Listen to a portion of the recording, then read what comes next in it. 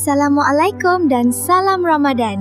Selamat datang ke rancangan TV PSS Ramadan Ceria bersama kami. Hari ni Soleha nak kongsi tazkirah sikit. Tajuk dia 10 Malam Terakhir Ramadan. Kawan-kawan, sedar tak sedar kita dah sampai final Ramadan. Tinggal 10 malam je lagi tau. Dalam 10 malam ni ada malam paling istimewa, iaitu Lailatul Qadar. Wow, betapa bertuahnya kita kan? Kalau kita beribadah antara malam-malam tu, pahala dia macam ibadah lebih 80 tahun. Best tak? Contohnya, jangan ponteng solat tarawih ya. Malam ni, jom kita ajak family kita tarawih sama-sama. Okey. Lepas tu, jangan lupa baca Al-Quran.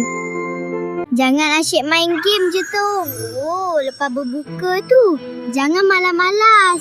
Ambil Al-Quran, bacalah semuka dua. Banyakkanlah doa, minta Allah ampunkan dosa-dosa kita. Time ni lah, Allah akan kabulkan je doa apa yang kita minta tau. Jom kita buat betul-betul sebelum Ramadan habis. Rugi woi kalau kita buat tak tahu je. Ajaklah semua. Cuba teruskan juga amalan baik ni. Walaupun nanti Ramadan dah habis tau. Moga-moga kita kekal istiqamah. Okey semua, jumpa lagi nanti tau. Jangan lupa tekan butang like, subscribe dengan share banyak-banyak ke.